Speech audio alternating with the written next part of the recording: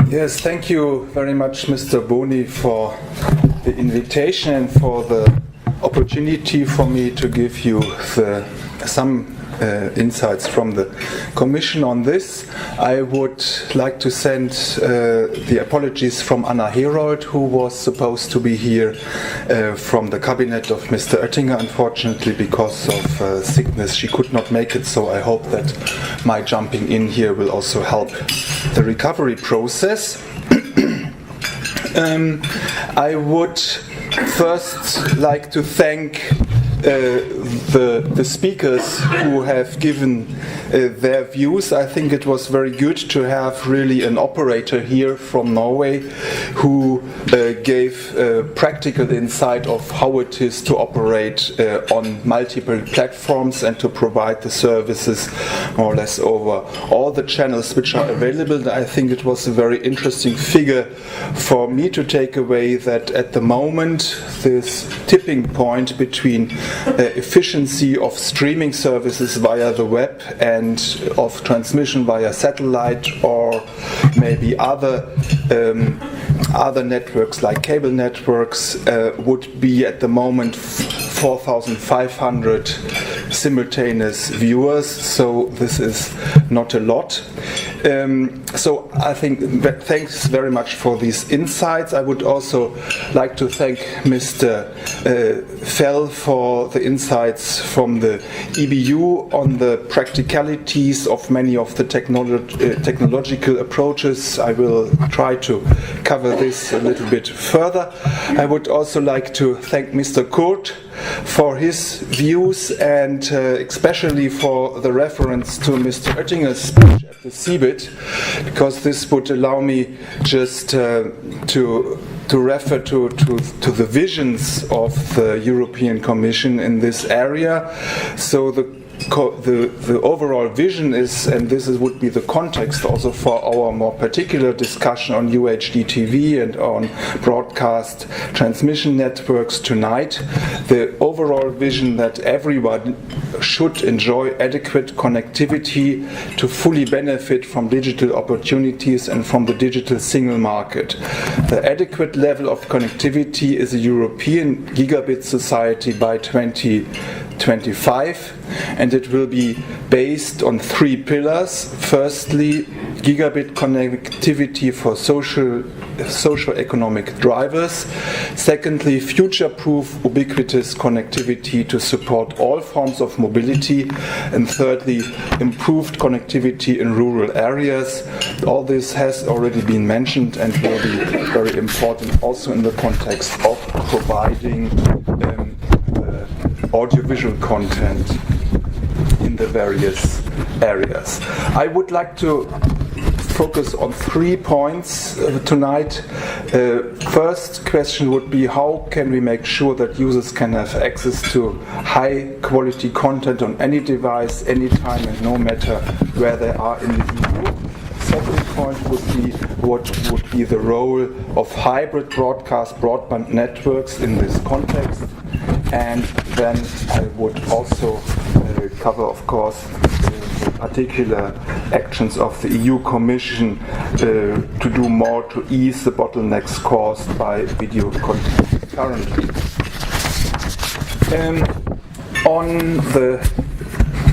On the access, I would focus first, yes, on ultra high definition TV. It has already been mentioned, it has 4 times the resolution of HDTV, but also recent technology upgrades include high dynamic range, which is a technology to provide better color depth and detail. And this means that UHDTV is not just about better quality, it provides an enhanced impact and realism achieved through technological improvements that are able to exploit human sensory perception more completely than earlier systems.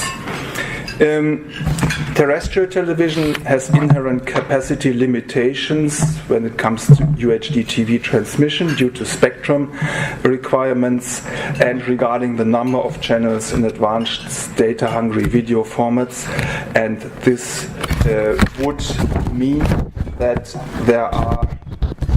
this is on the one hand, if you look at terrestrial transmission. Then in the area of broadband access, there would be also potential issues if viewers would like to enjoy UHDTV content online, at least in the way these networks are rolled out at the moment.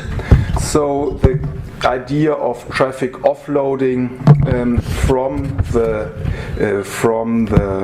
IP networks to traditional networks like cable TV or satellite TV is of course an issue which is worth further consideration.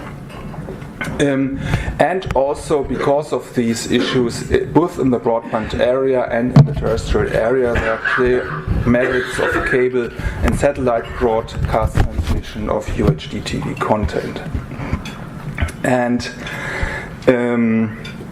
thanks to the extra coverage provided by satellite broadband, in particular, the EU has achieved its 2013 Digital Agenda for Europe target on basic broadband for all, which would be up to 22 megabits download. And we hope that the additional satellites scheduled for launch in 2017 will increase their performance and capacity significantly. The Electronic Communications Networks and Services Review, which is a legal review, focuses on incentivizing and improving fixed and mobile highest capacity broadband access for users. And here ubiquitous connectivity challenges require adequate market regulation tools. So it is at least a question whether the established and existing regulation is fit for purpose in all the areas.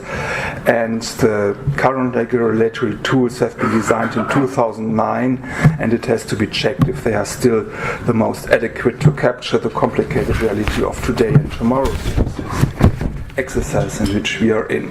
But it's not only about regulation, as has been said already, it is also projects implementing satellite and cable broadband architectures are eligible to support by financial instruments. This is under the Juncker plan and also under the Connecting Europe Facility debt instrument, provided they can demonstrate they comply with the digital agenda target of 30 megabit per second by 2020. The European Structural and Investment Fund for broadcast deployment can support these technologies under the same conditions applicable to any measure supporting broadband. So there is funding for this available.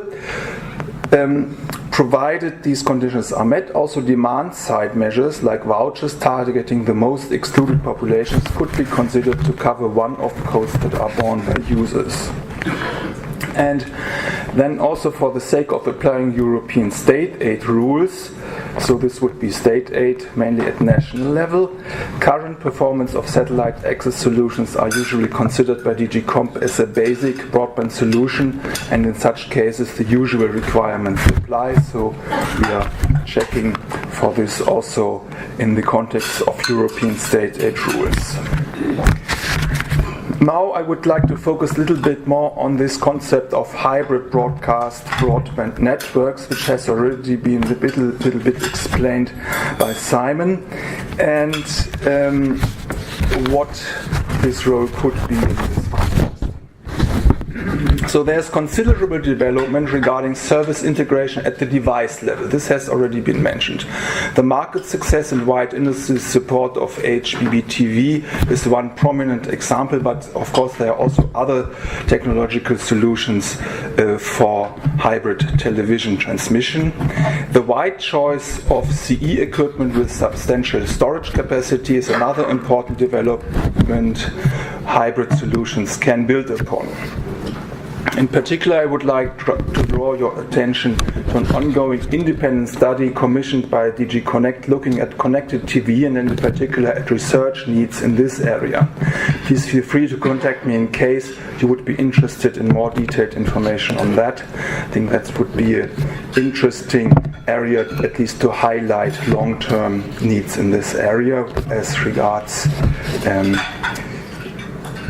connected TV and this integration at the device level, as I would call them. At the service level, so to be distinguished from the device level, at the service level, OTT platforms typically implement full integration of streamed and on-demand content for viewers already now. So this is another option for this integration. And a more challenging area, as has already been mentioned, is the integration of transmission at the network level and the development of the associated network management tools in this respect. There is ample support for broadband architectures. At the same time, there's a wide array of end-user equipment available in the market. It would be therefore up to industry to demonstrate the scope for hybrid solutions in this sense at the network level, which include satellite or even cable infrastructures to deliver UHDTV content. It would also be up to industry to identify any potential research needs in this area more precisely and in closer relation with the 5G agenda. And furthermore, it would be necessary to take into account current megatrends in the fixed and wireless broadband area. Any hybrid solution would have to be sustainable enough to cope with network function virtualization, which is expected to move set-top box and storage functionalities away from the end-user premises equipment into broadband or hybrid networks, also connected with cloud services. Then we have network function virtualization. This can be expected to allow a much more flexible management of fixed and wireless terrestrial networks in the near future. So any hybrid solutions would also have to demonstrate that they can cope in this respect as well. We have the findings of a recent independent study commissioned by the Commission on Convergence of terrestrial broadcast and broadband transmission at the network level, which have been published recently. This did not, in particular, include perspectives with regard to satellite networks. But at least the findings indicated that currently broadcast and broadband network operations, and really the network operations, continue to be clearly separated, and that the scope for hybrid networks might have to be reconsidered in about 5 to 10 years' time. I come to the last point. So can the EU Commission do more to ease the bottlenecks caused by video content?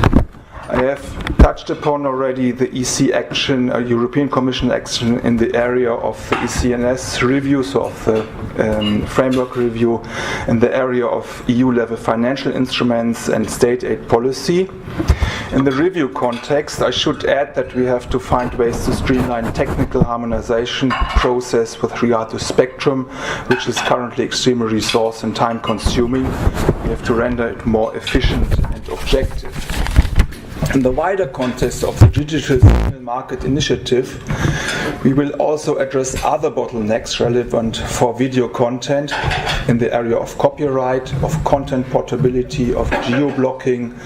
The review of the AVMSD, of the Audiovisual Media Services Directive, has already been mentioned, and there is also an assessment, careful assessment of platforms which we are doing in the context of this Digital Single Market Initiatives. In the area of copyright, 2 actions have been taken in December already, in December 2015. A communication on copyright based on a step-by-step approach has set out political objectives, areas of action with concrete measures, as well as the timeline. And we have also adopted a legislative proposal on cross-border portability. In this context, cross-border portability refers to ensuring that subscribers to online content services can continue using them while temporarily present in another member state. In 2016, a second set of legislative proposals will follow. The Commission is focusing in particular on the following objectives: allowing for a wider online availability of content across the EU, including via the possible extension of some of the provisions of the Satellite and Cable Directive. We launched a public consultation on this directive to assess assess to what extent it has facilitated cross-border circulation and consumer access to broadcasters' programs. Public consultation has just been closed and we have started analyzing the replies.